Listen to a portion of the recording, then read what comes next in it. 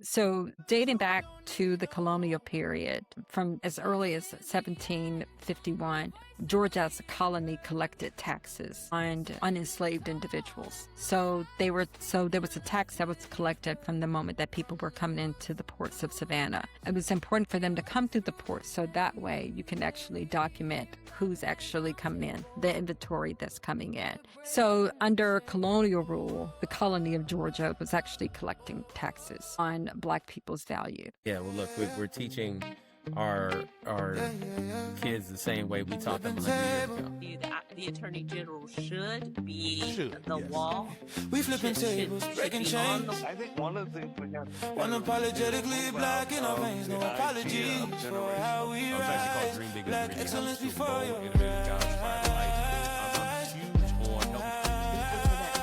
I mentioned earlier that my background is also in healthcare. I worked We built the culture from the ground.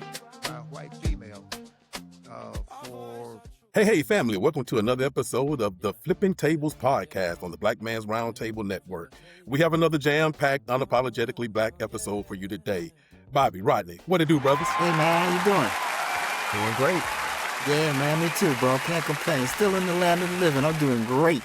Brother, you know I'm out here scratching and surviving, just trying to keep my head above water. But look, we have an outstanding episode tonight, man. We have a great guest. Right now, I'm going to let you do the honors, but we have a great guest that we've had on before. She's coming back.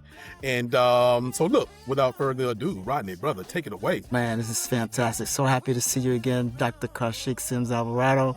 She is the chair. She's the historian in high heels.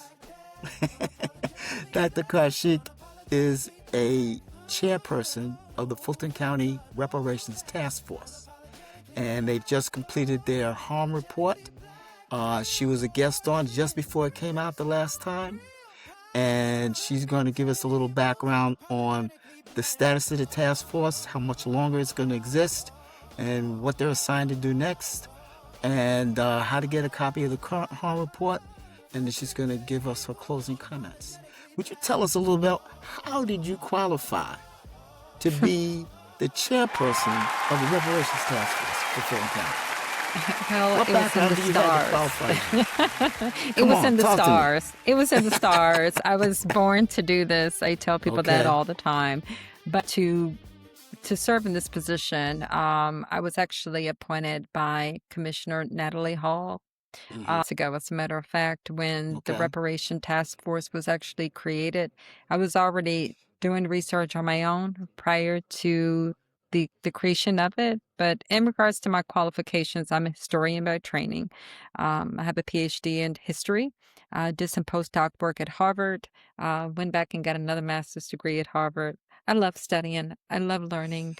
I'll probably be a student for life, but just my entire lived experience of, growing up and living in the American South and looking at disparities throughout the American South, regardless of what state, what county, what city that you're living in, the disparities remain the same. All of that helped to shape my understanding and the framework for this study. Excellent, excellent. And what's your day job? So my day job, or plural, I'm a professor jobs. at, yes. So I actually am a professor at Morehouse College. I'm a professor in the Africana Studies department, and I'm the director of the Public History and Historic Preservation program, the only one where one can receive a minor at a HBCU. And I also do a number of things. I actually have my own business and a nonprofit that actually preserve historic sites, preserving the home of W.E.B. Du Bois in Accra, Ghana, preserving the homes of two earlier civil rights leaders in Atlanta, Georgetown's and Gracetown's Hamilton. And the list goes. Oh, and I'm doing work with the King Center, creating an exhibition for them, doing a number of projects in Midtown Alliance. The list goes on and on and on. So I So have when do you jobs. sleep? Oh, no, I don't want to get into I that. Listen. don't. As a matter of fact, it's so funny that you say that because as you hear the coquille in the back, I'm actually in the Virgin Islands. One of my girlfriends, she said that I was long overdue for a trip. So I came here and it's so weird just to be able to sit down and rest. Something that I have not done in years. I don't think I've taken a nap in over 5 years. So it's good just to Well, be able to sit. well, that's great. That's So great. Rodney, We're going to keep Rodney, you I got to cut in 1 second because Go ahead, Karcheik Randy. just set a new standard for guests. So if you're watching this podcast, she is literally on vacation in the Virgin Islands, and she did not postpone. She made her Sure did not. scheduled appearance on the Black Man's Roundtable. So that's the new standard. Anyway, go ahead, Rodney. All right, that's Yes, I'm called a woman of my dedication. word. That's right, and dedication. So tell us a little bit about how long the task force has been in existence and how long will it continue to exist, and what are the assignments for the future for the task force? Okay, so we've been in existence for 5 years, Mhm. established in 2021, actually in April 2021 during COVID. So Commissioner Marvin Arrington and Natalie Hall co-authored a resolution for the creation of the task force. It was actually in a response to the work that those in Evanston, Illinois, were doing, and so they had the conviction to and the will to be able to create a task force such as this, and they did. But even earlier, even before that, trying to cancel out that little coquille. I don't think it's going to It's happen. okay. That's Okay. okay. But even before that, Marcus Coleman, who's the vice chair, started doing this work in 2019. I heard Mhm. about the work that he was doing. So it was good to see other people who were thinking about doing the work, and then this actually came together. But we've been in existence again for 5 years. We actually proposed to um, Chairman Rob Pitts to assist us in extending the task force. And we had so much support that the commissioners were fighting over how long they wanted to have it. So we actually had two resolutions on the agenda, one for 12 months, one for 24. They both got approved with almost unanimous support from the entire commission. And where we are now is in the repair phase. So we have presented our findings to the Board of Commissioners. They not only voted to extend the task force until the end, until December of 2027, but they actually voted to adopt the findings Mm, and to recognize the harm, which allow us to right. then move to the second phase of this study, which is the repair. We had Got it. talked before about a feasibility study, which we Yes. have now called the the repair report. So that's Got where it. we're at now, is in the phase of repair. Excellent. Um, so the task force obviously didn't do this out of their pocket. You had volunteers on the task force, and there was a budget set. What are we looking at for the phase two in terms of support, financial support? So we received $250,000 to do the harm report, to find the data in order to make the case for reparations. But a lot of the work that was done to produce the report, the physical copy of it, the chapters, that actually came from the work of volunteers and task force members who gave blood, sweat, and tears, no compensation, in order to respond to the data which were extracted from government records. And so it led to the creation of almost a 640-page report, 7 pounds to be exact, bound and beautifully printed. We used about $210,000 for the report.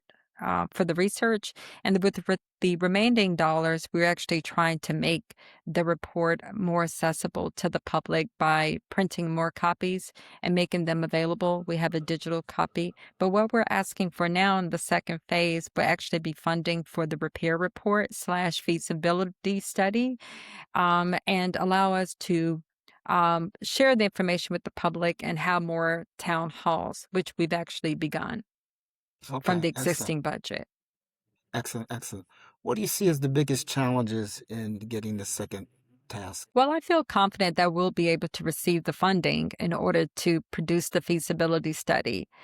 I think what really has to happen now is to start thinking about recommendations that can have long-term impact for Fulton County residents. What does repair look like long-term for Black residents in Fulton County?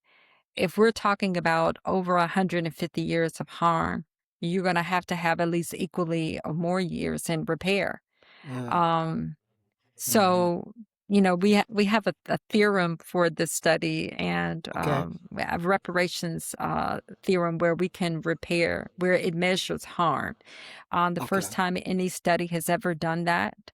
And I'm proud to say that I was able to create it. But the opposite of Congratulations.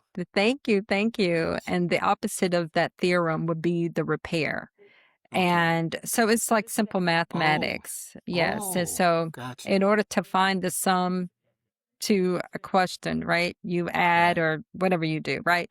But in Right. order to, you need to do the reverse in order to also get the answer of how to do the opposite of what you're asking.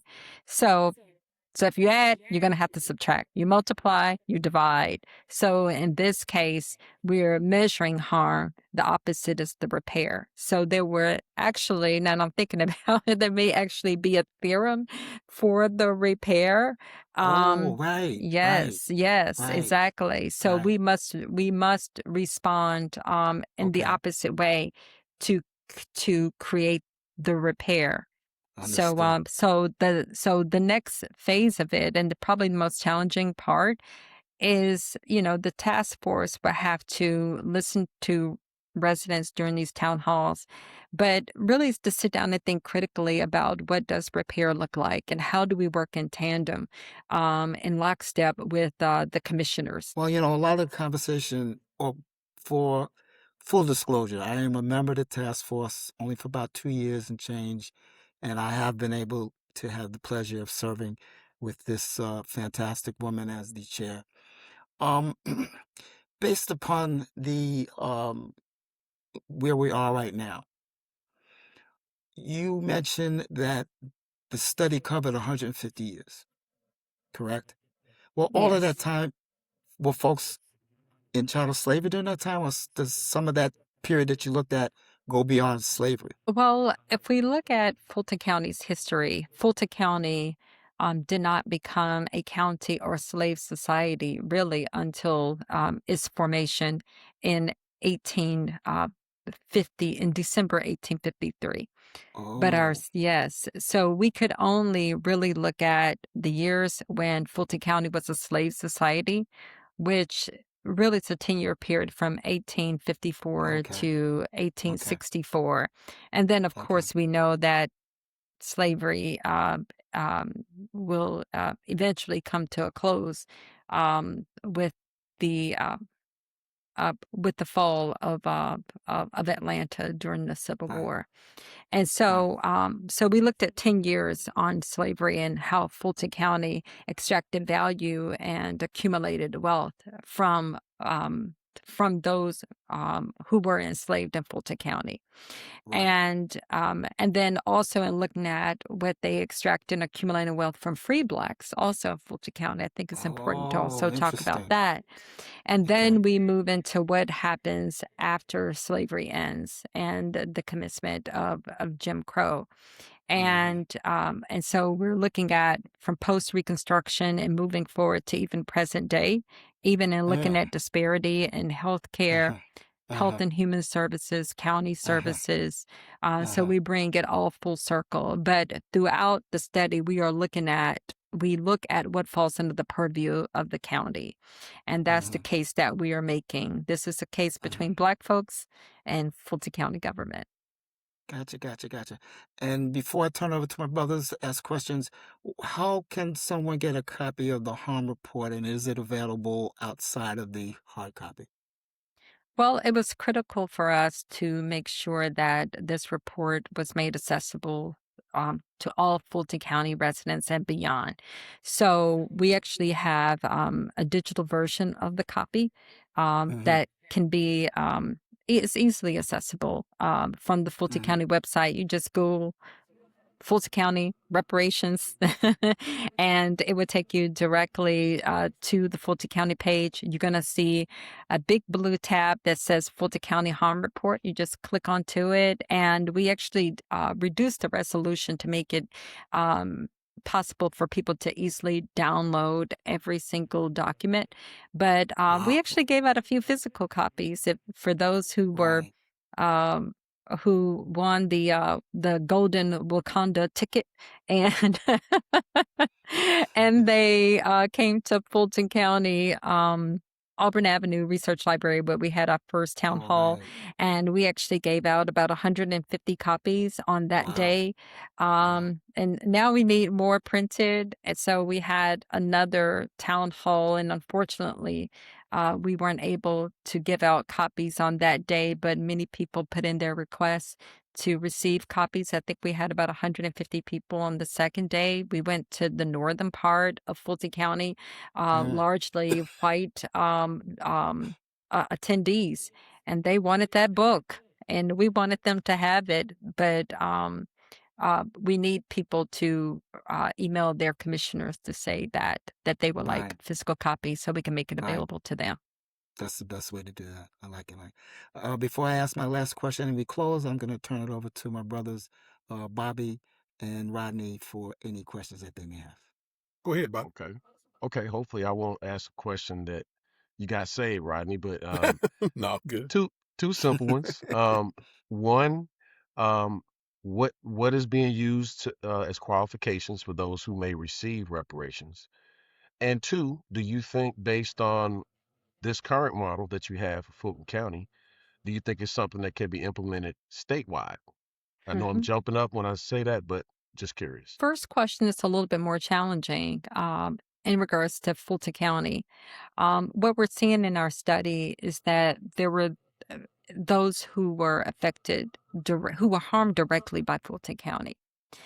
And then there were those who were, I don't want to say indirectly harmed, but that experience collectively Black people experience harm. But there were some individuals who were harmed more so than other Black residents. And so there were so many different kinds of harms. And some people who were harmed actually may have actually left the county. It's just like with anything. If you had a family member that were lynched, why would you want to stay in Fulton County? Right. So the question becomes, you cannot ignore the fact that these individuals were harmed. So the challenge for us is actually finding those individuals, the descendants of those individuals, so recompense can be granted. And then what does the recommendation look like? What is feasible? What is possible to make the repair? So it's difficult to say right now, like who's eligible. But I think the more that we pound away at this, I think we get closer to answering those questions. It's just like when we first started this project, how do you make the case for reparation? And so you had to take something that was abstract and make it real and turn it into something tangible. But you have to kind of like break it down into different parts in order to make it more malleable and digestible, and in order to try to understand how do we break this up and make it where everyone can get a piece of it in a sense. That's really like the challenging part. But the second part of your question, you talked about how is it possible to actually do this statewide? And I think the answer to that is absolutely 1,000 times percent yes.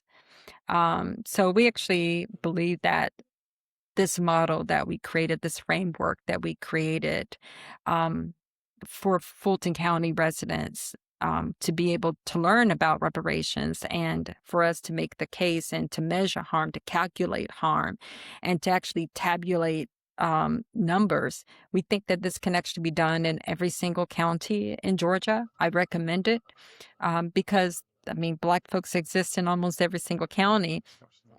And in the state of Georgia, there were some counties where we existed and then we were forced out. And then there were actually Mhm. 0% of Black residents who were there. But Right. so there are going to be some counties who have much longer history of slavery than Fulton County. The findings are going to be different. The numbers are going to be different. The history is going to be different, which is why every county really needs to take this framework in order to make the argument for reparations. But the findings are going to be different, is what I want to be able to say. Sure. Okay. Thank you. But collectively, we can make the case for reparations on the state level.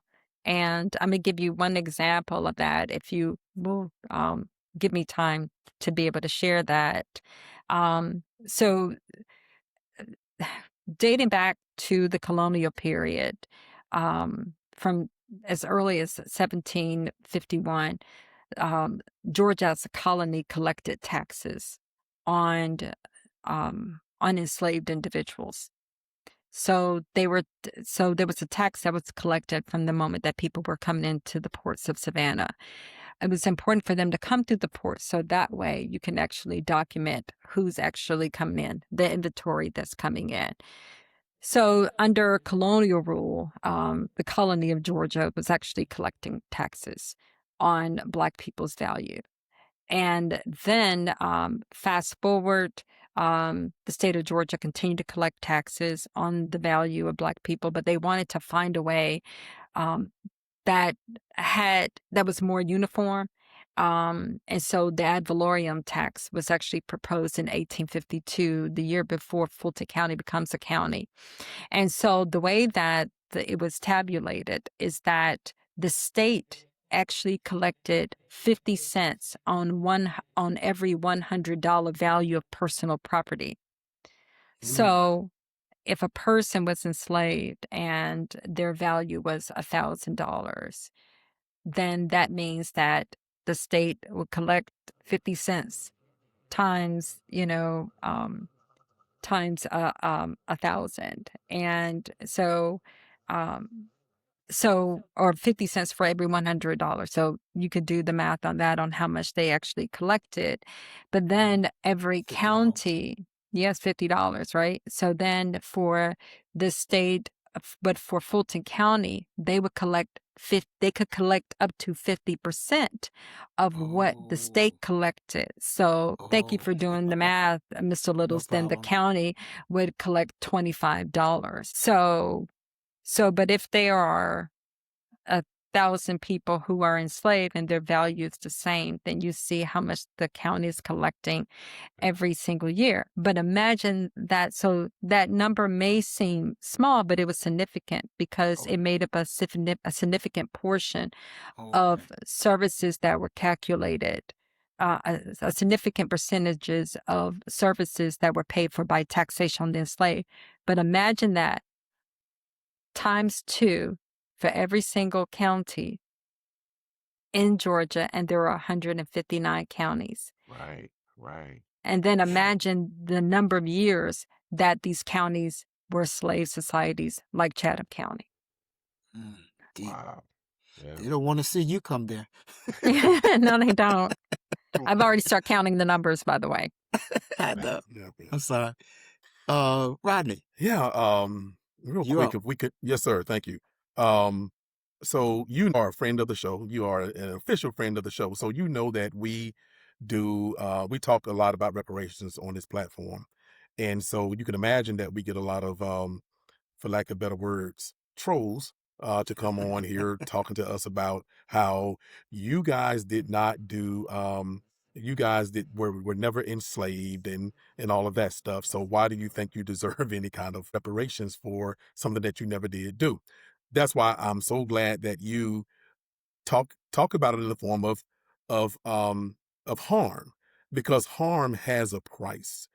Now, I'm not going to talk about, I can list probably 10 to 15 things off the top of my head where the United States government have paid harm to people here in the United States, and even people such as the Jews, for the Holocaust.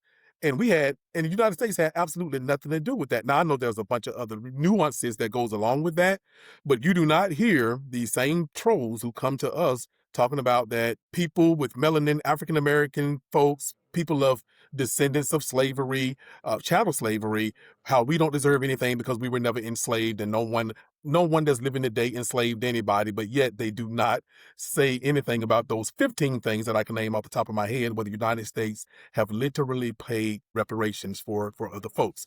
So if you will, real quick, if you can just help us out with the trolls a little bit as to why. Now, you've already done it. You broke it down wonderfully, but if you can just put it like our colleague on here today, Bobby, does, where the goats can get it, and we know goats are one of the stupidest animals on the planet. If you could just do that for us just a little bit, it'll help us out a lot with the trolls that's going to come on here after this for this episode. A troll is going to troll. Yeah, That's what they do. That's what they do. And so, and they have nothing better to do. So, You're right. I have, trolls are going to troll. But here's what I was going to say.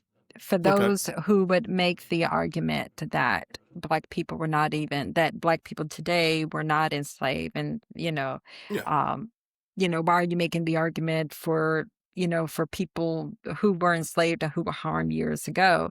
Exactly. Even if we were to look at our study and just remove slavery altogether from the study, exactly, we're still talking about Jim Crow. Yep. And there are people who are living today that experience the horror of Jim Crow segregation. Okay. I didn't live during Jim Crow. I came along post Jim Crow, but I still experience harm because the laws and policies in place that dealt with Jim Crow.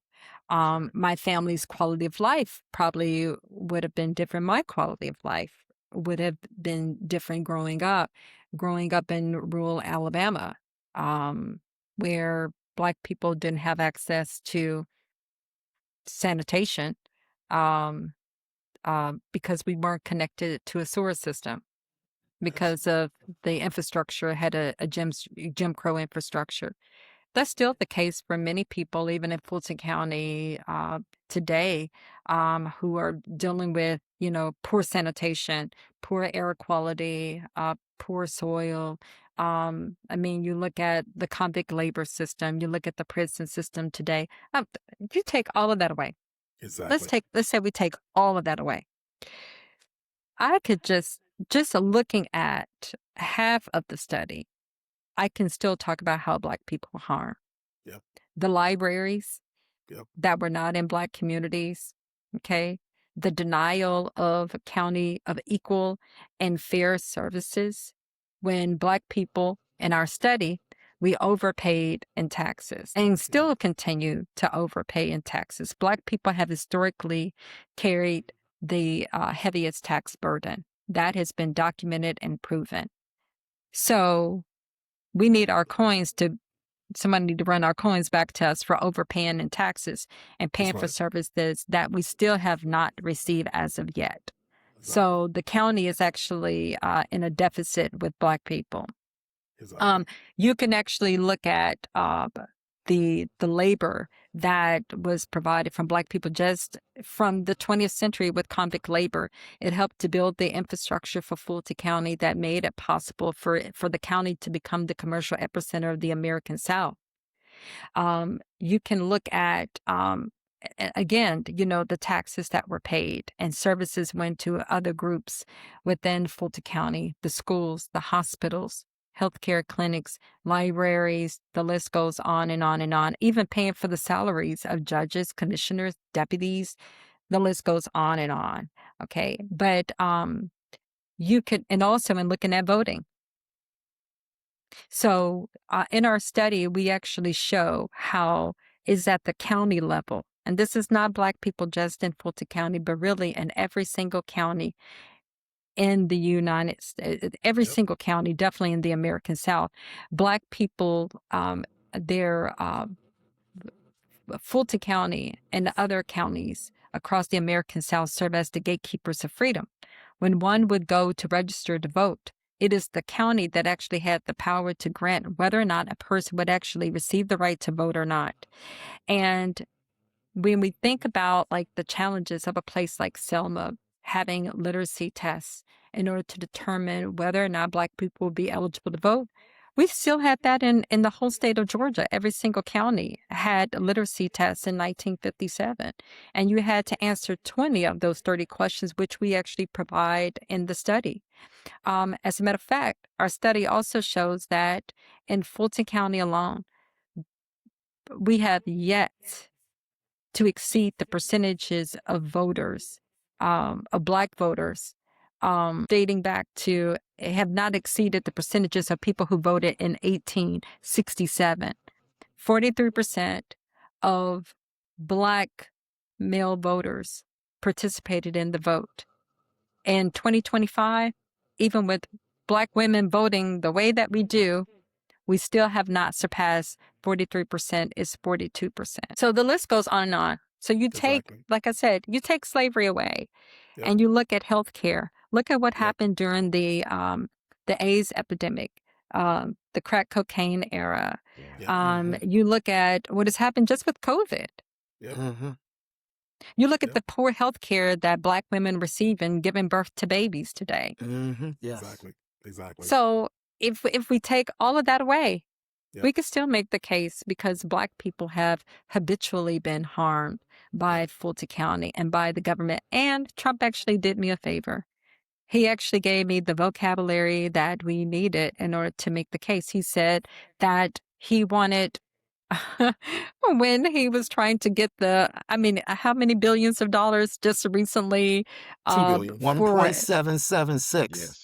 Yes, you're talking about exactly. the, Representing, 1776, yeah. yes, the The thug $1776 fund. billion. The thug fund. Yes. Yeah, Yes. exactly. Yep. He said this was for people who experience I government was so caused glad harm. he did that. I was so glad of that.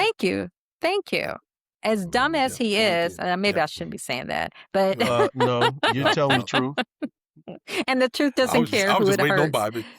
Yeah, so they gave us. us the vocabulary that we needed exactly. because Black people in Fulton County experience government caused harm. And it's not Yep. just in Fulton County, it's on the state level, it's on the national level, it's on the global level. We experience government caused harm, which is actually reflective in the theorem. So when you see it, Correct. you'll see what Exactly. destruction and accumulation is listed. So we look at what the government actually extracted, and then Exactly. also what private individuals who are Fulton County residents accumulated in wealth. So Yep. Well, look, Gotcha. thank you for that answer. But look, Yes. that's why I was just giggling and laughing so much when Trump did that 1776, and people saw all those Republicans come out and say, "Hey, stop," because they knew exactly what that how Black folk was going to look at that, just like you just said. And so that was just a straight gift to people like you. But I just want to say, Rodney, before I turn it back over to you, and that is that, like you said, when it comes down to we can take slavery away. We can literally take all the way up to 1865 away, and there's still billions and billions and billions of dollars that are owed to descendants of slavery in this country. And you can go from 1865 all the way up to Yes. 1965, and you can all that Jim Crowism that was going on during that. But look, Karcheik, I go on to say, you know what? We can take it all the way from 1866 all the way up to 2026, because you know what? It may not be Jim Crow, but as some people have dubbed it, it's James Crow Esquire now. So even the repair Right. from those years, from 1965 to 1966 to 2026, they don't even understand the repair that someone like you, the repair a study that someone like you could do, and it'll blow their minds of how much money you actually owe the descendants of slavery in this country just from 1966 to 2026. But I appreciate your answer, and you're right. It's not going to stop the trolls, but I just wanted them to hear directly from you, and so that way I can cut and paste some stuff that you say right onto their thing, and we can go from there. Yes. But anyway, Rodney, thanks a lot, man. You go ahead. I'm sorry. Tell the troll to take an algebra class, you know. Oh, algebra. There you I don't go. know. There you go. Arithmetic first. We got to Yeah, but you know, you're saying billions, but actually our numbers show that just from 10 years of stolen labor is actually it actually comes to $903 billion. See? So we'd say let's See? just make it a cool trillion. So Trillion. so Cool imagine trillion. that. So we're talking about $1 trillion of stolen labor.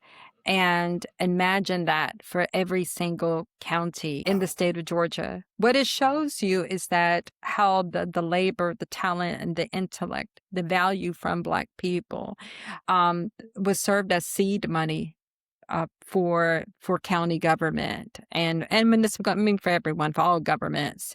And what we also saw is that how irrational and illogical racism is, because why the county only collected in this 10 years as a slave society, collected 70 something thousand dollars from taxes, from the about 70 something thousand dollars from the ad valorem tax, right? Yeah. That went back to the county, and double that went to the state over the 10-year period. The county allowed and the state allowed for slave owners to shirk their responsibility of paying $8.3 million into the local economy. Who did that hurt? White laborers. Yep. White laborers. Sure did. They could have given all the money to white laborers and not have slavery at all. We Yeah. don't want to work. We was don't want to work in the state of Georgia. Leave us Exactly. in Africa.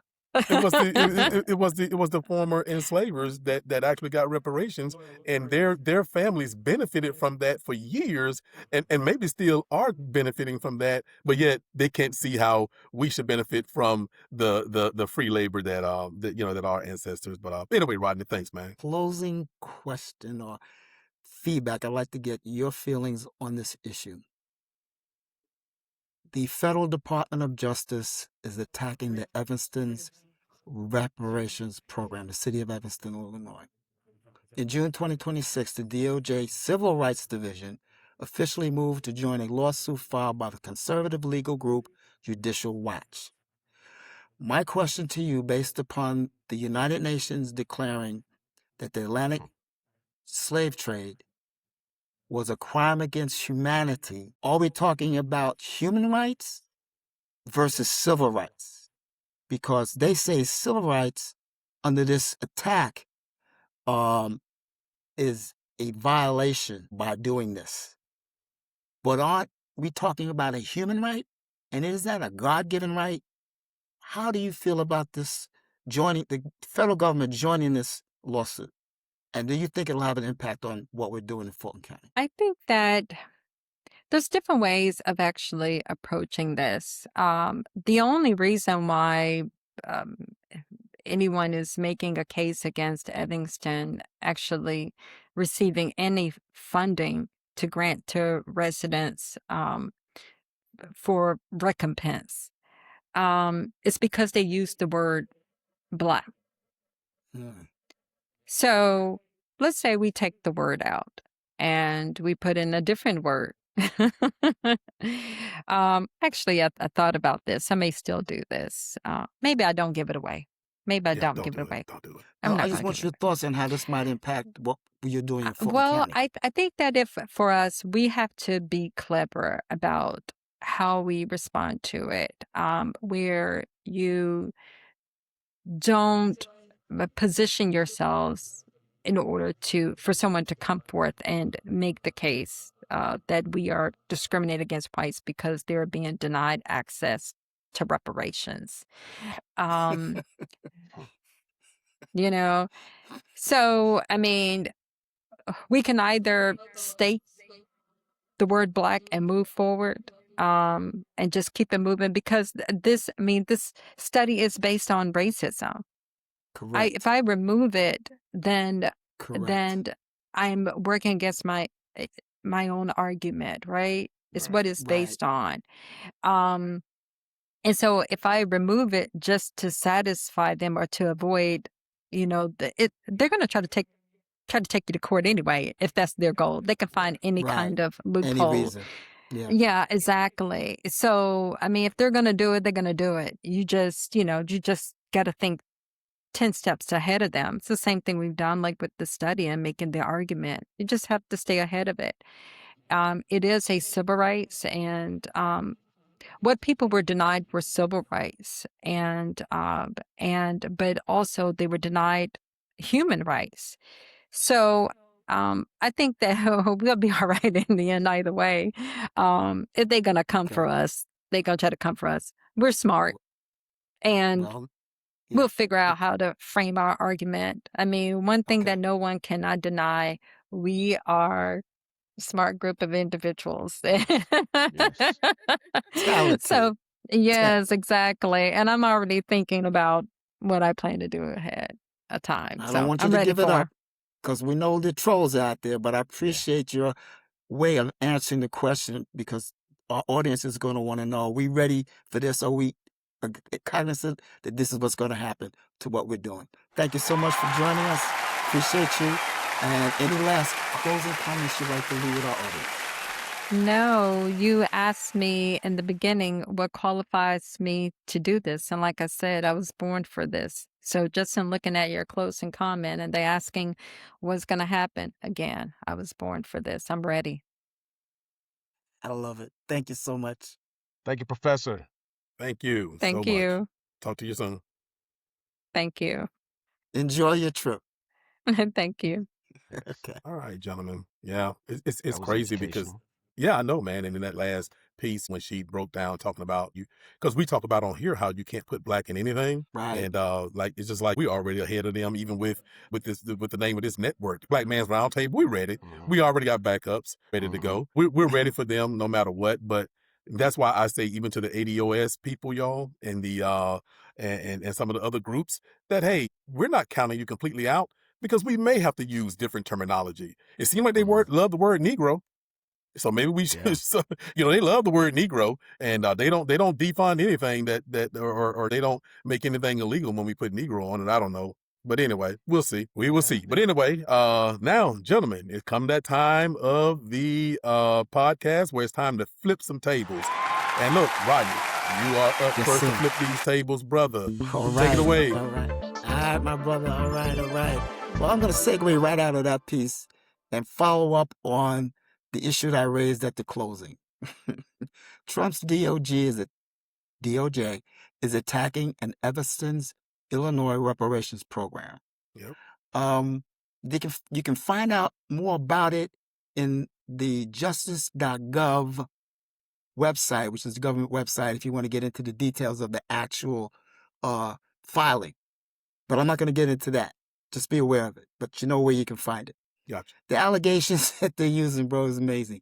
The federal government's argument that the program unlawfully distributes public benefits strictly based on race and ancestry in violation of the 14th Amendment and the Fair Housing Act, because they're providing some housing funds to people of color, black folks, in their terminology.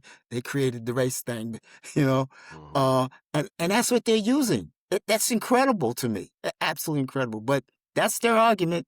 That's their allegation. Yeah. It violates a very section of the amendments to the Constitution that made us citizens. I'm just amazed, bro. Yeah. I wonder who the lawyers are over there that are. Oh, anyway. Let me give you a little bit of background on the lawsuit origins.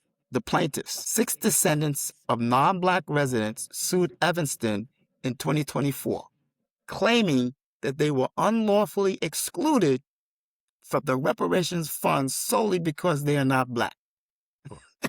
Well, were you harmed because you're white? That's the question. Show me. Do a study. I know, man. But I got that from thehill.com. Case status. This is where we are. A federal judge, Judge John F. Nees, U.S. District Judge, denied Evanston's motion to dismiss the case, allowing the lawsuit to move forward. The ChicagoCrusader.com, my source. So what was the Evanston's program? Real quick, how it works. Launched in 2021, the initiative distributes up to $25,000 to eligible Black residents and their descendants for home purchases, mortgage assistance, or home improvements to correct the 20th century race-based housing discrimination. Again, that was a public policy, so the harm was demonstrated by this particular government agency on housing. So the remedy and the repair is dealing directly with that harm. So we seem to be on the right course, I would think. That was in democracynow.org, 2026, July 1st edition. Let's see. So the city's stance, this is their position. City officials have maintained that the program is completely legal and narrowly tailored, which is always, how they get us in the bind. It's got to be narrowly tailored. Mayor Daniel Biss, B-I-S-S, and the Reparations Committee have stated they stand behind the program and will defend its constitutionality in the courts. You can read the full U.S. Justice Department press release regarding their motion to intervene, or check the Evanston Roundtable coverage for local updates. Again, justice.gov, you can find the case. Before I go on, you guys got any questions about that? No, I don't. Not so far, no. Any comments? Okay. Yeah. Okay, right. Cook, Good. brother, cook. I wanted to give the background so we're all on the same page, because you know how folks get off on misinformation. Yep. So my next source is medium.com, and it's a legal brief which talks about reparations for descendants of the freedmen identified in the U.S. Constitution. Because this has got to be based upon some precedent of law. So if you look at the U.S. Constitution, we can get some of this stuff identified as the basis for why we're doing this. Denial of reparations to descendants of freedmen recognized in the U.S. Constitution manifests unconstitutional and unequal protection and fails to provide redress for documented historic harm. Denying it, okay? They've documented state-sanctioned harm. Slavery was legal under the Constitution prior to the 13th Amendment to the United States Constitution. 3/5 clause concerned representation and taxation benefits. We would consider 3/5 of a human. The Fugitive Slave Act enforced return of enslaved individuals. These are all documented state government sanctioned harm. I'm going to go down here. We already talked about everybody else that's gotten reparations, so I'm not going to repeat that. The implications: denying reparations produces disparate treatment and violates the 14th Amendment, the Equal Protection Under the Law clause. Believe it or not, the Judicial Watch, they're using this very section to say that given this program in Evanston violates the Equal Protection Under the Law. Oh, wait a minute. Again, this was designed because of the harm. We were not being treated equally under the law. And we're talking about documented law. We ain't talking about somebody said. So it's feasible to actually administer reparations. They've done it before, as I said, direct payments to Japanese Americans, Holocaust survivors, etc. Rodney pointed that out earlier. So that's not the issue. The government is responsible. The United States of today is the same constitutional sovereign responsible for slavery and post-emancipation legal frameworks. The current U.S. government, the United States, has engaged in historical suppression of freedom petitions, including imprisonment, exile, and violence, which reinforces the continued obligation to provide redress. So, what are the remedies? What are the things we talk about in terms of a remedy? Eligibility: verified descendants of freedmen recognized under the U.S. Constitution. Genealogical and historical documentation to verify. payment, direct monetary transfers, or trust-based distributions. This is a framework to discuss about. Rodney was talking about, what's the repair. Administration, federal oversight ensures equitable distribution because we know about states' rights. We know about the laws that were passed during the 60s for us, but were administered in the South differently. We understand that. So it has to be done by the federal government, a different one that's in office now, of course. Conclusion, reparations for descendants of freedmen identified in the U.S. Constitution are: 1, historically grounded, slavery was state-sanctioned harm; 2, factually verifiable, lineage can be documented; legally defensible, it's analogous to programs exist for other harmed groups, including the so-called slave owners who felt that they were harmed because they lost their property; 4, constitutionally required, denial violates equal protection under the law, and it's administratively feasible. That's my closing on that, gentlemen. And I just say it before we chop it up. If this is a human right recognized by the United Nations, which is majority of the countries in the United Nations, then we have to seek redress above the federal government in terms of recognition of this atrocity. So I believe that based upon the UN's declaration, that we have a human right to seek redress at the world body to force this country to do what it's supposed to do, because it was a violation of our human rights, in addition to, as Dr. Sims-Alvarado said, our civil rights during periods of oppression in this country. And I rest my case, Your Honor. Bobby, you want to go first? Yeah, just Go real ahead. quick. Yes, sir. Just listening again, the UN Declaration about the atrocities of slavery, and the United States being one of the countries that wouldn't acknowledge that. It all flows into why there's been such attrition with getting reparations done in this country. The adamant Yes. refusal to acknowledge slavery, Yes. the adamant refusal to acknowledge the damage that was done that we all know and see. But that Yep. that is just all, it's just all speaks to why. And we're talking about the United States, but France, obviously, I mean not France, Haiti, obviously, I bring up Haiti a lot.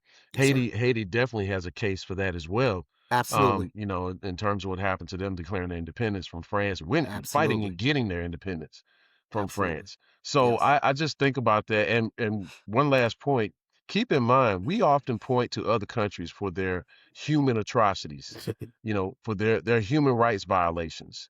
You know what I mean? We talk about other countries and what they do, but yet we refuse to acknowledge what we've done here in the United States. Amen. That's the height of hypocrisy, to point out another nation's lack of human rights to people and not acknowledge what has happened here. So I rest on that. Yeah. Well, well, Bobby, I guess that's why the world is now just, the United States is becoming more and more every single day the laughingstock of the world because of Yeah. the hypocrisy. So you can't do something so heinous. I mean, you made up the construct of race for economic to load your pockets up. You made up the construct and then turn around and say you can't use the word black. Right. I mean, that's Exactly. just weird. I mean, you know Bro, what I'm saying? it's a Bobby, that's contradiction. crazy. Yeah. It's just a Yeah. huge, you literally made up the construct and then say, oh, you cannot use black. If you use black, then it's illegal and it's unlawful Right. and all of that. I knew But you'd pick that up, Rodney. I knew oh you'd yeah, pick But that up. we already got something. We already got something for him because just like Karcheik said, brother, we some of the smartest people on the planet. That's right. But the only thing I wanted to add, Rodney, is that they want to take these laws off of the books and all of that. Things that happened in the 1960s, you want to go completely backwards of that, and they are being pretty successful in erasing the most civil rights decade Voting and rights. all of and the Fair Housing Act. That people Yes. forget about that in Yes. the late Yeah. 1960s, 68, 69. Oh, But that's yes.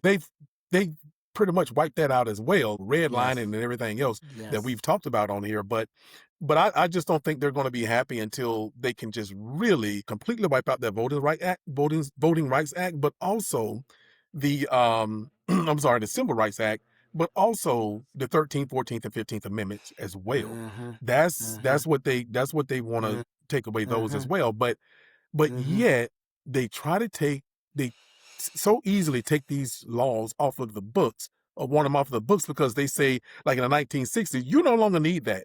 In fact, all those civil rights and voters' rights were working so well that you don't need them anymore.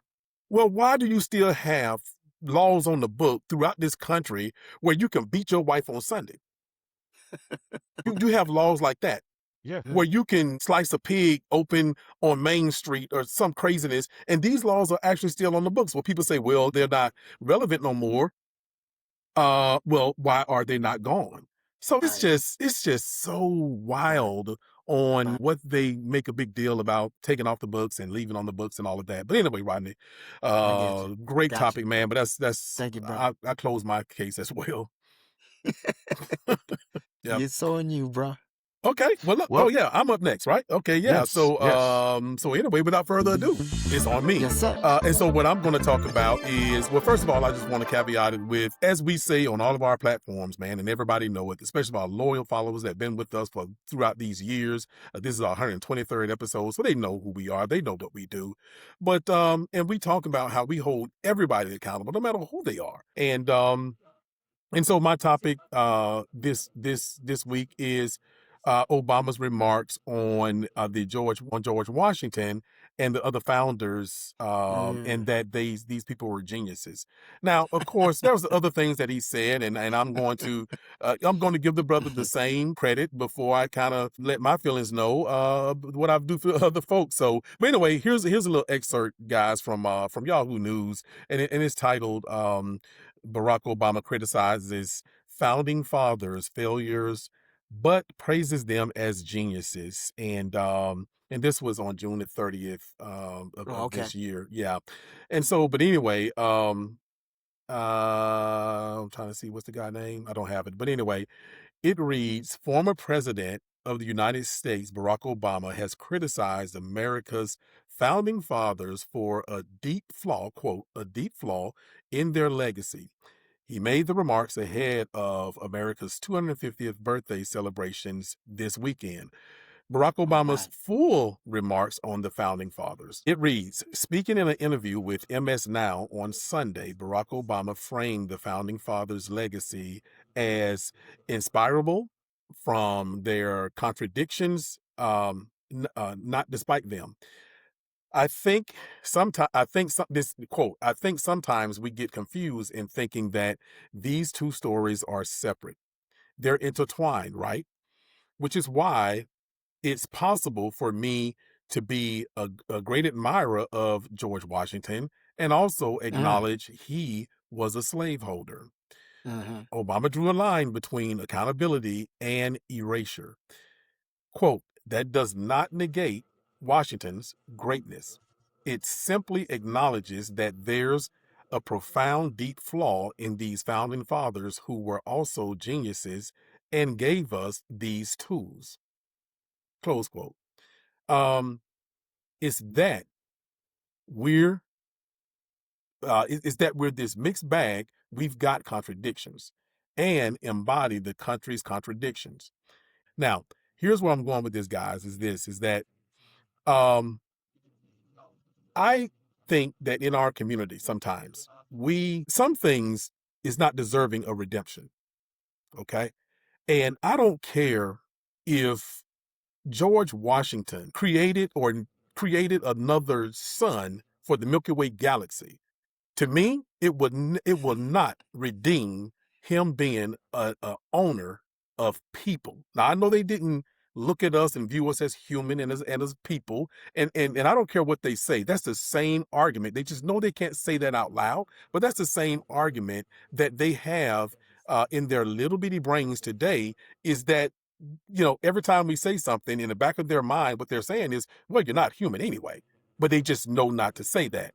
So what I'm saying is this: I appreciate and I love most of the things that Barack Obama says. He's one of the great orators of our time. Now, we know that the world look at him as a great orator, and we does as well. But we also know that black men in general are great orators, right? Barack Obama is sometimes we have uncles sometimes in our families, man, that on a family reunion that can speak so well and so brilliantly, and nobody even know who they are. So we are used to hearing his kind of rhetoric, his kind of tone, and all of that stuff. The world just had never seen it. But also, I think that, and I'm going to say this, that I think that because we know that Michelle has also said some things, like when she said, when they go high, we go low. I think Michelle looked back on that and say, you know what, maybe I shouldn't have said that. Other way. I think that they maybe should sometimes hold each other accountable a little bit, especially because of who they are. And I think that if I had, if my wife was not, from what I know from Barack Obama, was not a descendant of chattel slavery, and for my knowledge, he's not, because his father's Kenyan and his mother is a white woman. And Obama got some relatives in his family that basically says that nowhere were those white people, probably not even indentured servant back in the day. When you looked at some of his relatives, I would quickly tell my wife, if she fell in that same category, that, look, you might not want to talk too much on about slavery or about the slave owning folks, and that kind of thing. And you got to kind of look out for each other. But I just want to say that I do not. And of course, you guys are going to top it up as soon as I'm finished here. But I think that Barack Obama should not have said that. I don't know of any backtracking or anything that he's done on that. Maybe I missed something. I don't know. But he just being who he is, and that his father's Kenyan and his mother is a Caucasian, non-melanated woman here in this, or melanemic woman here in the United, from Kansas, I believe. You might want to just not talk about that.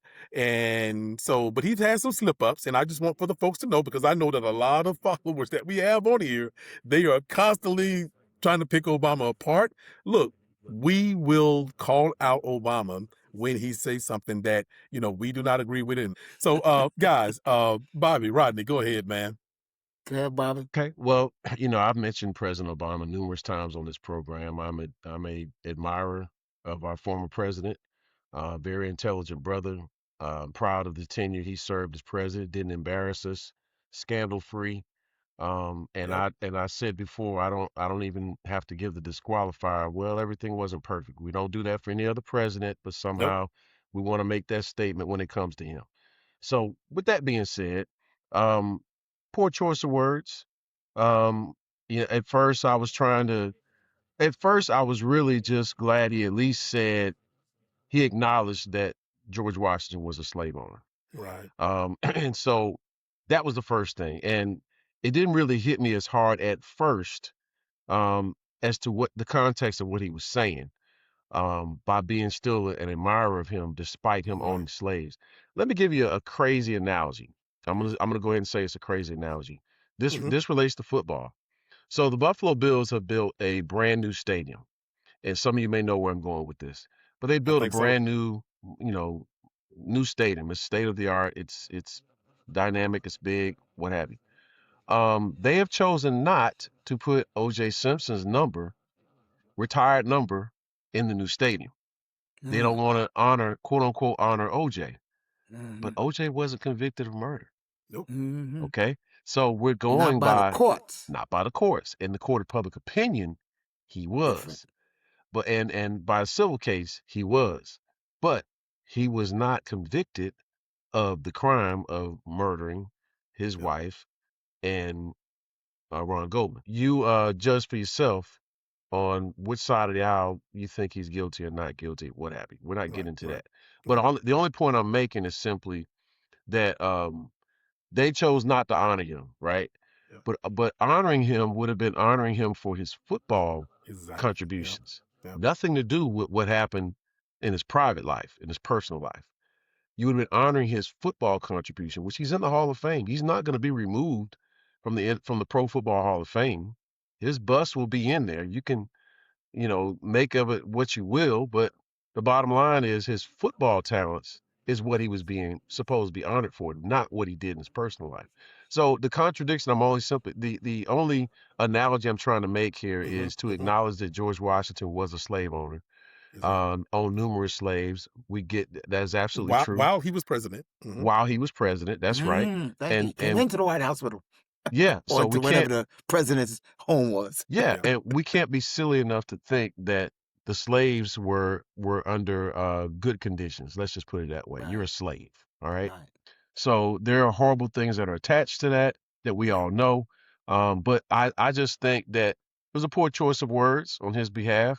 And this is something that maybe he wanted, if he was to sit down and, talk a little more, elaborate a little more. What did you mean? Why would you still say that you are a deep admirer of someone who had those type of, did the things that he did to slaves, owning slaves? Why would you still say you're an admirer of George Washington and call him a genius? So, do with that what you will. I don't necessarily think our founding fathers, as they're called, were the geniuses that they've been portrayed to be. Absolutely not. So, it's a lot of that goes into it, but to each his own in terms of how they feel, looking at the quote unquote founding fathers. You could think they're geniuses or not. You could think they were criminals. I think it's all fair. But I don't see them as geniuses. Maybe what has come out of it in terms of the idea of what America is supposed to be, that's a different discussion. Right. But in terms of being a genius, that's a poor choice of words. And Rodney, before you jump in, I just want to say that, Bobby, I think those are the two words, man, he just should not have used in that. And you've said it over and over again, and that is inspire and genius. And I think that if he'd have left that out, maybe some kind of way it wouldn't have hit as hard. Yeah. But like I said, those guys, those framers, they don't, to me, they will never, ever deserve or get any redemption for what they did. I think they were just dumb criminals is what I think they were. I think they had very little to do with the Constitution, but that's a whole nother podcast. Absolutely. That's a whole nother podcast. I think they compared to read and write. I mean, so you can fluff it up how you want to on TV and in your McGraw-Hill textbooks, but it's not going to take away that these people were not the brightest people in the world.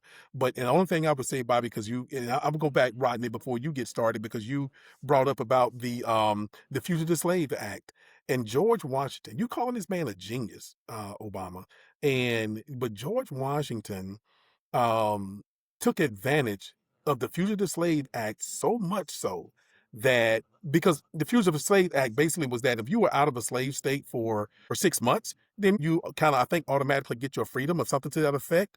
He would literally have his slaves up north, bring them back down to slave states every 6 months, rotate them out so they could stay enslaved, and they never reach the Fugitive Slave Act and become free. And one of his female slaves, enslaved women, escaped and said that she'd rather die. She'd rather die than to be under his ownership. So look, Barack Obama, love you, brother, and all of that, but you might want to. I know we just a small piece, but I know other bigger podcasts are talking about this. I'm assuming I haven't seen any, but I'm sure they are. But you might want to just kind of revisit those words. I would hate for your legacy they're going to, just like they use and twist words with Dr. Martin Luther King and Malcolm X and some others, and Frederick Douglass even, that one sentence, they are going to use that in 30, 40, 50 years. When we are all dead and can't defend you in 50 years or so, they're going to use that. And so I hope that he can go on the record or something, because these guys were not geniuses, and no one should be admiring them, especially him, who understand in the highest office in the land. But Rodney, jump in here, brother. Sorry about it. I just had to come back to it because I don't forget most of that stuff I just said. So go ahead, Rodney. No problem, brother. Very interesting topic, particularly in this time that we're talking about reparations and harm. Yeah. I too have an admiration. I helped him in his 2008, 2012 campaigns. And so did I. Yep. When I heard this, I was like, what are we saying here? These guys were British insurrectionists. Let's be honest, okay? You want to look at it the way, it actually was, okay? The form of slavery, there's a difference between slavery and chattel slavery. Preach, brother. Mm-hmm. Slavery existed throughout history, but it was different than chattel slavery. That's right. There were no chains. You were not property. You didn't pay taxes on it. These folks And were you looked wasn't at. born into slavery? No, that was a critical part. You were not Exactly. born into slavery. Into slavery. Slavery in the old world were battles between tribes, and if one tribe won, then they assimilated the tribe that they took over, married, transitioned history and culture. They had to earn whatever it was that they needed to earn in that society, but they were assimilated into that society. Okay, they were not property. So when you talk about that, I don't see how that could be genius or I could be applauding that in my mind.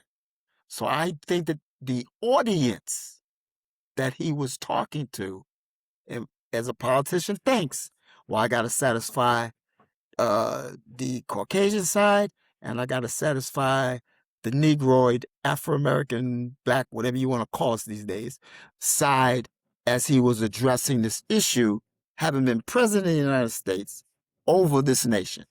So I think he was trying to satisfy two different audiences in making that statement. But the reality is that... And that's always dangerous. Exactly. I mean, it's a tough road to walk.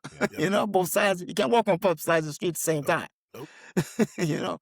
But the bottom line is, I don't believe that they were really being sincere, the slave owners, during that time, about our ancestors being property. Why do I say that? How do you have sex with your property and bear a child with your property?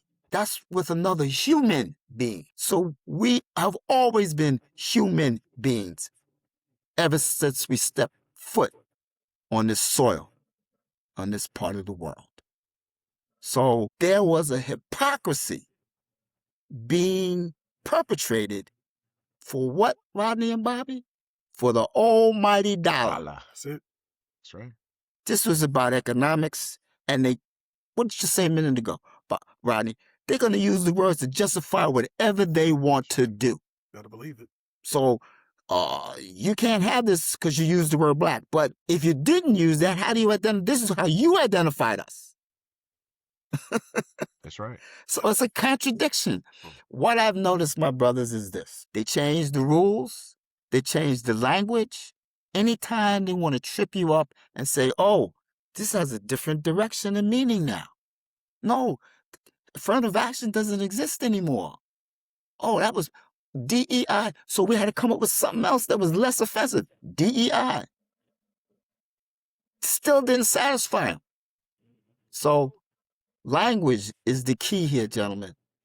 As you said, you have to be careful about what you say, knowing the audiences you're speaking to and the position you have. That's my 2 cents. Yep.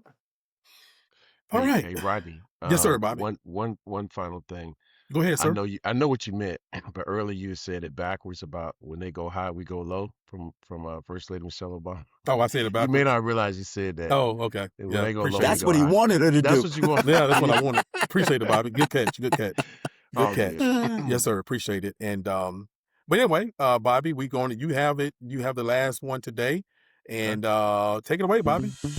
All right. So, as we all know, this past weekend, if you don't know, there was a march of white supremacists in Washington, D.C. this past weekend for the 4th of July celebration, 250 years. And that that particular group was called the Patriot Front.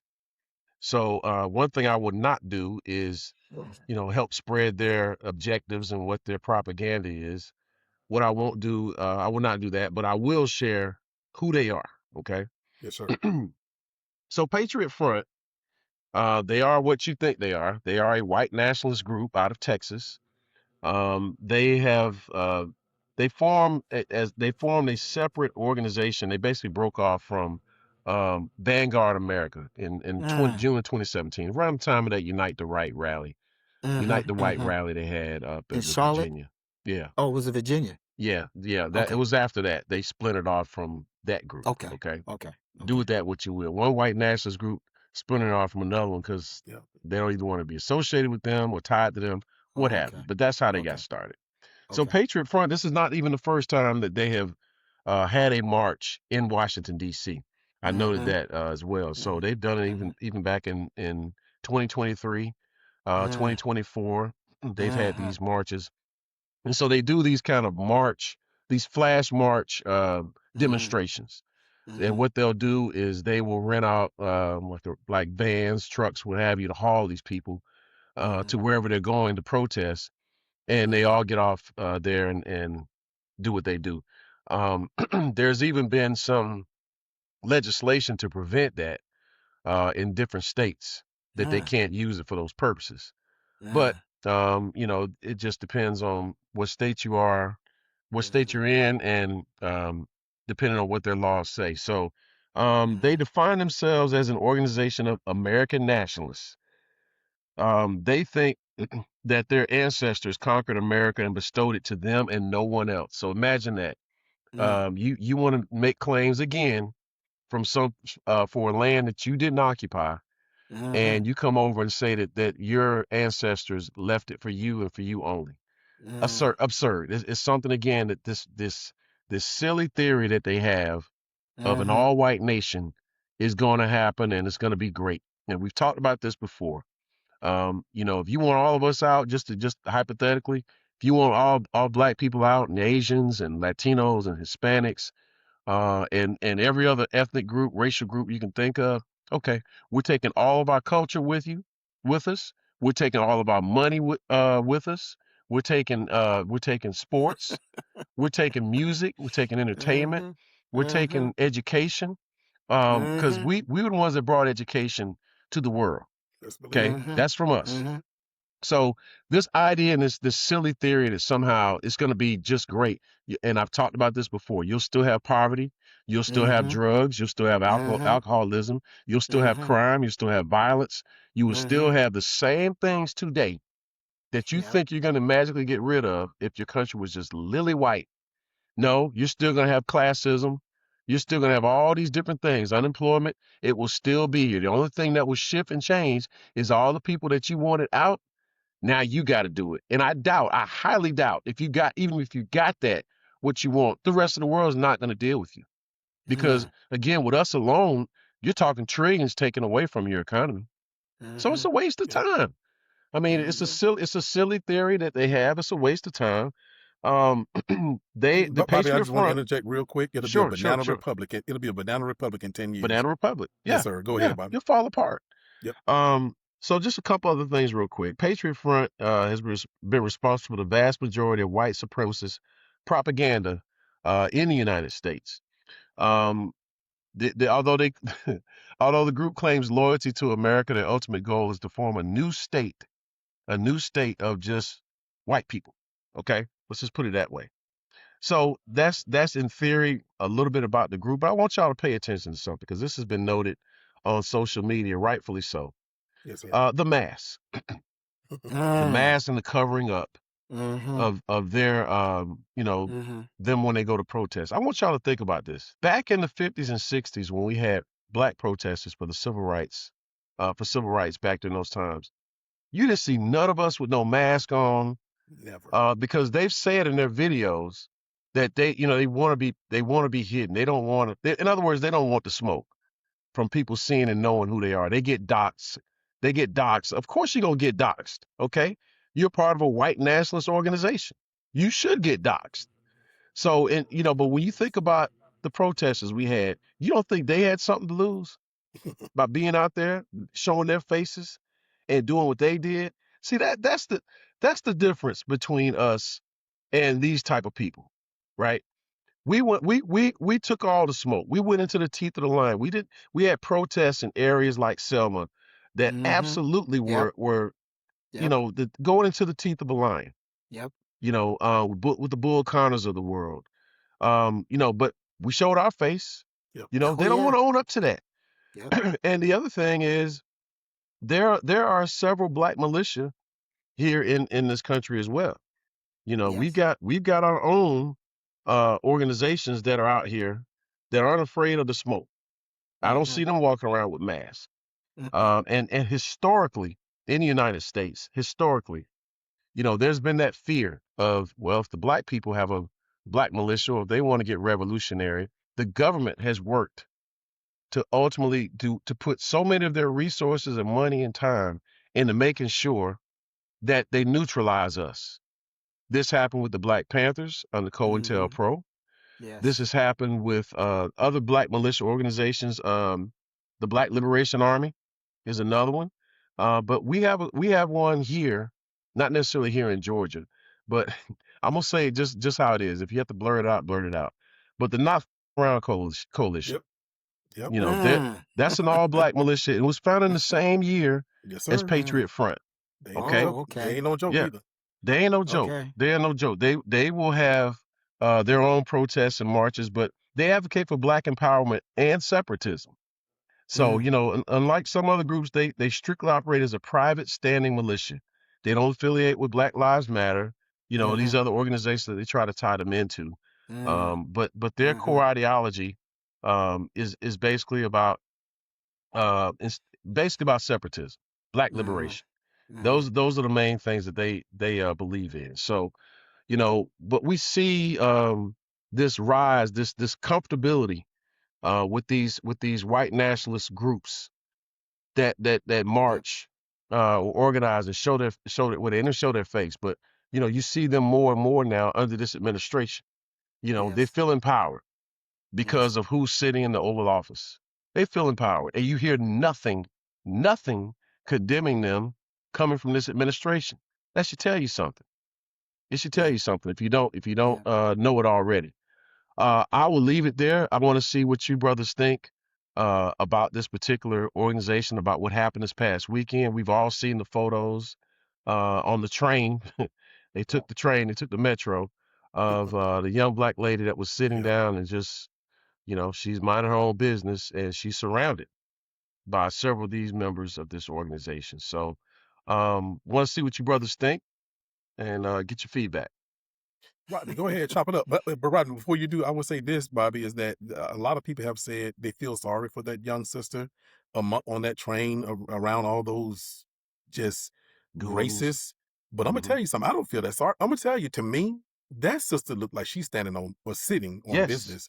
But yeah. But Rodney, go ahead, chop it up first, brother. Yes, sir, my brother. Thank you. Yes, sir. Yeah, I wasn't surprised that they showed up at this period of time in history, even they were celebrating the 250th anniversary of the United States of America. We've seen them before, as you said, out and about. We have to recognize that this is America. This is the United States of America. This is where we live. And the white supremacy is alive and well. But the way it's going to be resolved is not going to be the people that look like us on this podcast. This is your problem, okay? What we can do and what we need to do is be cognizant that they exist. We need to understand what we need to do. And I noticed you mentioned a couple of different groups that are black men. We need to protect our families, our community, and exercise all of the freedoms that we can, that they haven't taken away yet, to do so.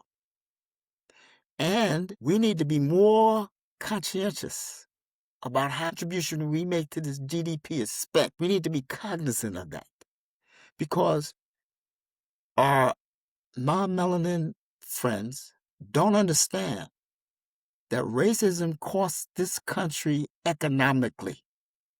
I believe it was Citigroup did a study and said that racism in America has cost this economy $16 trillion. Not billion, trillion. So I don't understand, why would you continue to pursue this phenomenon, ghostly white supremacy concept, and it's costing this country Trillions. It doesn't make sense to me. So we need to let folks know that it's okay to exercise your First Amendment right. We don't have a problem with that. Happy to see you. We know who you are or what you're about if we don't know your identity. But the problem exists in this country is that white supremacy is a lie and it must die. Not the person, but the lie. Period. Because it's hurting all of us and hurting y'all more than us. Yep. Because we learn how to survive on this. That's right. Yep. Y'all put situations in place and public policies and government policies that have kept us down economically, despite the times that we built our own because you didn't want us living near you. Yep. You wanted segregation, so we built our own. We spent our money on ourselves. We built our schools, our movie theaters, our pharmacies, our banks, insurance companies. We took care of ourselves. And you came and tore that down. Mhm. So stop being hypocritical. What do you want? But you're not getting it the way you're going right now. So I challenge, what do they call folks, our non-melanin friends that are supporters? Y'all need to listen up. Y'all need to solve this problem because it's tearing our country apart in the face of the world, and we are not going to survive like this. Period. So Thank you, Bobby. I'm glad you brought that up, man, because I was like, right now I was like flabbergasted, bro, when I saw that. I'm like, what? Come It's a waste on. of time. It's just such a Yes. waste of time. Yeah, Yeah. and somebody paid for that. Mhm. I got an idea who some of those I think folks it's may gonna. have been. Oh, it's gonna come out. The names are coming out Yeah, of them. bro. It's Yeah, going bro. to come out. They're gonna regret. Yeah, They're bro. gonna regret it. It's gonna come out. Yeah, but bro. but Yeah, yeah, bro. Rodney. Until the until our true melanemic allies, as far as your call to Allies. action, Yeah. until those true, or they call themselves the true allies on the Yes. other side, until they Yes. do it, then it's just gonna not happen. So, Not gonna but you happen, also bro. asked the question, Rodney, of it doesn't make sense because the economics doesn't make sense. Well, it's like this, bruh. They don't. It's two things. It's two things that they want, and that is power and money. But the power is higher than the money, and so they rather lose money. Ask Hollywood. Ask Hollywood. They'd rather lose money than to promote black excellence around the world. Like a Right. movie like the Black Panther. They say that black movies don't black movies in America, American black movies, African American movies don't travel well. That's It's a been lie. proven absolutely. They rather lose billions than to promote us in a positive light throughout the world, because as long as you have the world thinking that we are these criminals, Subhuman. these are subhuman folks, then if Yes. you slaughter us like what happened with the Jews and the current and what's happened currently in Palestine, then guess what? Yes. The world will just be like, well, okay, I guess they There you getting go. rid of their vermin. You know what I'm Right. saying? So they rather lose that money, those I see. billions and trillions of dollars. They rather lose them. But and Bobby talked about comfortable, that they're getting comfortable. They are getting comfortable, but Bobby, I don't know how comfortable they are actually getting, because even when you look at Charlottesville, right? And Charlottesville, it's a pretty white. It's not the hood. I'm gonna put it that way. Yeah. No. Those jokers were walking pretty fast when he was marching, okay? And Mhm. then even people talk about, I'm not that familiar with DC, but I heard a lot of folks talking about where they were in DC and this weekend. It's like, who are you showing those flags to? It looked like you showing them to a bunch of white bagel shops or whatever, but like they said, make a left turn, then a right turn, go down MLK, do it down there. If y'all are so I don't know how comfortable they are. I think they're cowards, and the masks even say that. These are the same people Yes. who would not wear masks Yes. during COVID, and now they're Yes. masking up. Yep. But let me tell you Hello. guys something. If you're masking up, you're masking up for a reason. You're Look, let me hiding tell you something. There's no trailer park trash. First of all, they can't even pay to get there in the first place. But there's no No. trailer. They can even afford the uniform and the khakis that they Thank that they you, bought. bro. Thank you. These are doctors and lawyers and teachers and postmen and professional folks, okay, Yes, who bro. know Yes. that they have all kinds of Yes. things to lose, and so you Yes. hide your face. Black Yep. people, even today, there are white people, there are white businesses, because guess what? 95%, not probably 90% of all folks in this country, really, their paycheck comes from some very, very, very, very rich white dude at the top of everything, right? It's about maybe 34, 35, 45 of them in the United States. But guess what? Black folks don't hide nothing. Now they try to, black folks, we understand the consequences of things that we'll say. But I tell you what, when we say it with our full chest. We're not hiding. You don't see us with no mask And on, no hood, on this right? podcast. And we know that they always trying to do stuff to us. You know, Bobby just got hacked. I mean, but anyway, it's just crazy, right? And so, but also the last thing I'll say, and Rodney, you talked about it. I believe it was you that talked about it, how you burned down everything we build, you burned down, you took it away. First of all, I believe that if we completely left this country, like Bobby talked about earlier, they will follow us over there. No matter, we can go, look, we can go to Madagascar, we can go to Sri Lanka, bro. They will find a way to find us. You cannot leave us alone. You will not leave us alone. You cannot survive without us. As I said on the last podcast, you know who your grandparents are. You can't leave. Everybody love their grandparents, but they talk about them, but they love them. You know what I'm saying?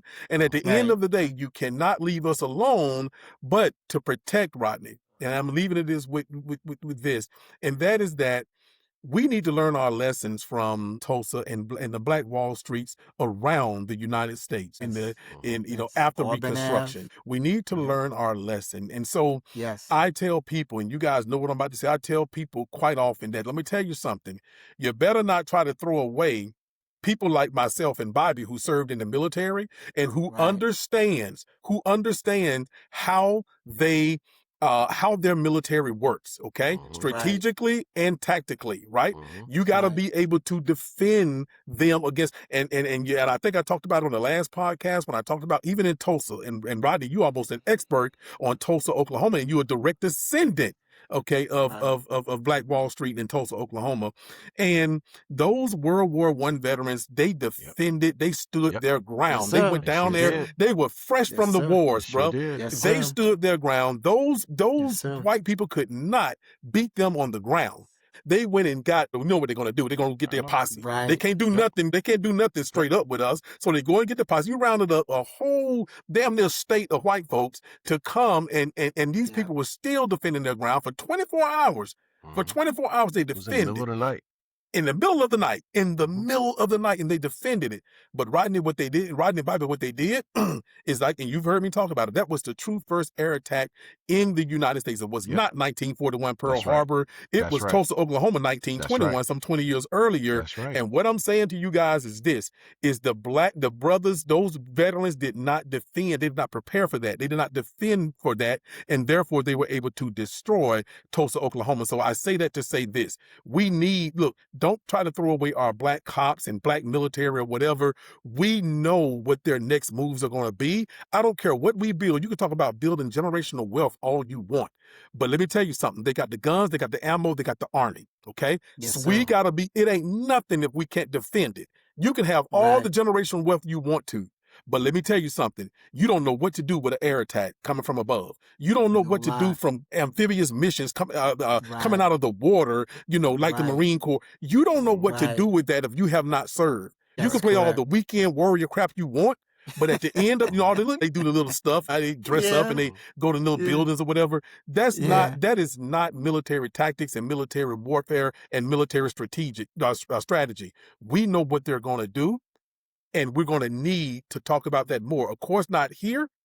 We don't need to lay it out, but we need to be prepared because those brothers in 1921 were prepared for everything except for the air attack. Rodney, Bobby, great topic, brother. Thank you, sir. I'd like to give a closing comment on that. The real deal, when we say white supremacy is a lie, whiteness is a lie, as we've talked about. It's a construct. What the folks have to know on the other side is that we all come from one race, the human race. And within that human race, the origin of that human race is a black woman out of Africa. And the subsequent tribes were scattered around the world. Some were in areas with different impacts of the sun. And that impacted whether your skin became dark or lighter. And the bottom line is, y'all been lied to, white folk.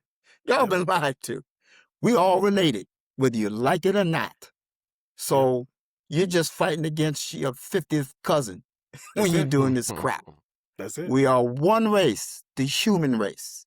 Many different hues, many different features, facial features, etc., bodily features based upon where your lineage wound up around this globe. And that's my closing comment. And you can stop all the monkey talk, because I'm going to tell you something. The closer you get to that woman that you're talking about, Rodney, the closer you genetically get to that woman, the less Neanderthal you have in your DNA. Yes. So well I'm just said, saying, my brother. I'm just saying. Now you're getting technical on the brother. You hit the I'll- nail on the head, bro.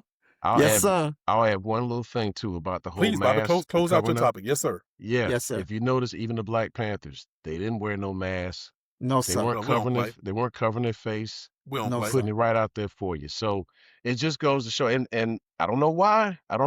This is a theory I think that keeps getting missed. Black people believe in the Second Amendment too. You better believe it. Black people believe in the Second Amendment too. Absolutely. My dad was a card carrying member. That's right. That's right. Of the NRA. Yes. Yes. So I will leave it at that on my topic. But yes. Well said, bro. Well said. Yep. Yeah, appreciate it. It all worked together, Rodney. Don't it always come together? And but look, guys, hey, look, another great episode, our second episode of Flipping Tables, and look, that's what we're gonna do, man. We're gonna flip them, we're gonna turn them over, we're gonna do what we gotta do. And so if some of our followers, they've realized that, okay, these guys are getting a little bit more raw, well, it's time for that. It is time for us to do that. We've set the stage for it. We greased the skids for you for about a year and a half, and so now get ready to slide, buddy, because I'm telling you, we might be that fifth wheel that you might not want to bring home to mama sometimes. But at any rate, again, outstanding episode, gentlemen. And with that, catch a new episode of Flipping Tables podcast on the Black Man's Roundtable Network, the first, second, and third Thursday of the month. All new episodes drop at 7 p.m. Eastern Time. Until next time, we will see you in them suites and them streets. Peace. Peace. Hey, family. If you like what you saw, visit our website at blackmansroundtable.com for more information or to check out more content. Until next time, we'll see you in them suites and them streets. Peace. Yeah. Flipping table. We flipping tables, breaking chains. Unapologetically black in our veins. No apologies for how we rise. Black excellence before your eyes.